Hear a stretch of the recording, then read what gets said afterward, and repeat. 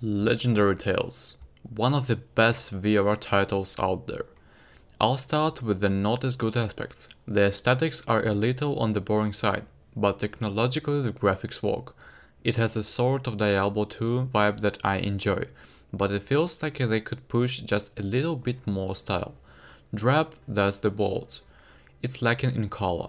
Goes for the sound design, music as well. It's fun, it's functional, but I'd wish it were more. But honestly, I can overlook those details because this game is fun. The core gameplay loop has you be exploring a randomized dungeon, fighting monsters, getting loot, and then returning to town to buy and sell items.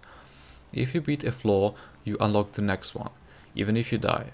You don't permanently lose your equipment when you die, but you do have to go find where you died to pick up it back. If you quiet the game, your stuff is sent back to town, so you actually can't lose it.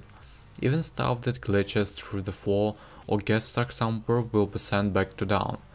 And I appreciate how forgiving that is. There's a permadeath mode though, if that's more your speed. I'll try that at some point, I'm sure. Like most games in the loot genre, it comes in the form of the colored crystals that indicate rarity. White items have no added stats. Blue have one, then yellow and purple have more, and orange items have extra special effects. For example, I found an orange one-handed axe that does extra damage as a thrown weapon, and comes with an ability that lets you pull it back at your hand. It totally changed up my fighting style and was a lot of fun. True to the genre, finding white items is a bit underwhelming, but unlike other games, they actually do come in handy sometimes. For example, there are some puzzles that require holding down the switch, and you may need to leave an item behind. Or if you throw or drop your weapon, you can use one you find to defend yourself while you pick it up.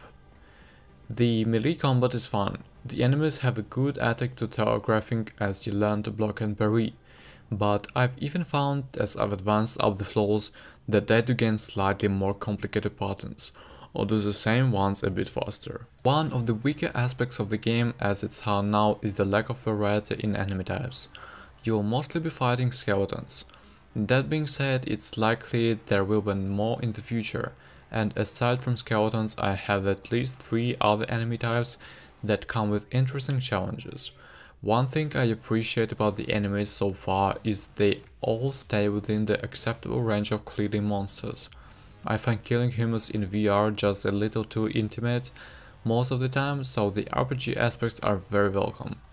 I've only recently started checking out magic.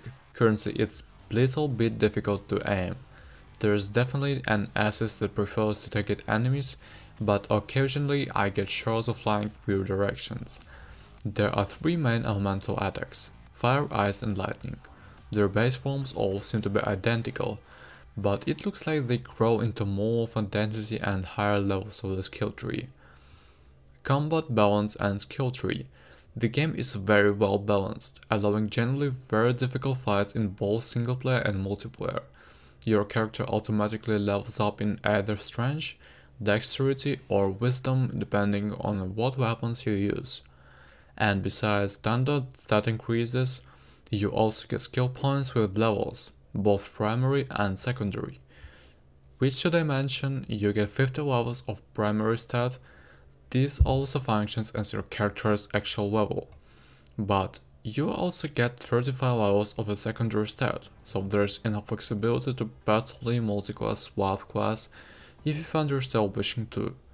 While the skill tree does features the standard basic damage bonuses, and there's also more unique options, like upgrading your first themselves to allow you parry weapons with your bare hands and pick up enemies and do more damage. Or you can sneak around with stealth based upgrades, or perhaps scam an item in market or sum its money. The multiplayer. The multiplayer is a great experience with friends or randoms alike, furthering the game great attributes. But remember, that first skill I mentioned earlier. With others you can use the skill to grab skeletons and leave them vulnerable by your friends to gang up on. Or with a certain legendary item you can stab an enemy to freeze them in time, which lets everyone to get experience of attacking someone in stop time without the iffy parts. I can't really speak the multiplayer as I haven't tried it, but I can imagine it wouldn't be super fun to be doing all this with a group of friends. There's even a pretty clear space for taking on different roles of tank, ranger DPS and melee DPS.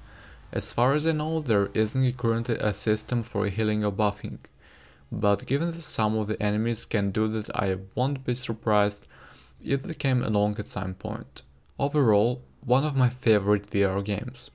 The only other country is Until You Fall, so if you like that, you might like this.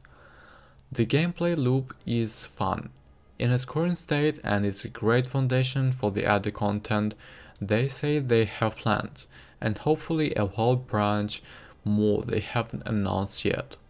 So thank you guys for watching this review, don't forget to subscribe and hit the like button.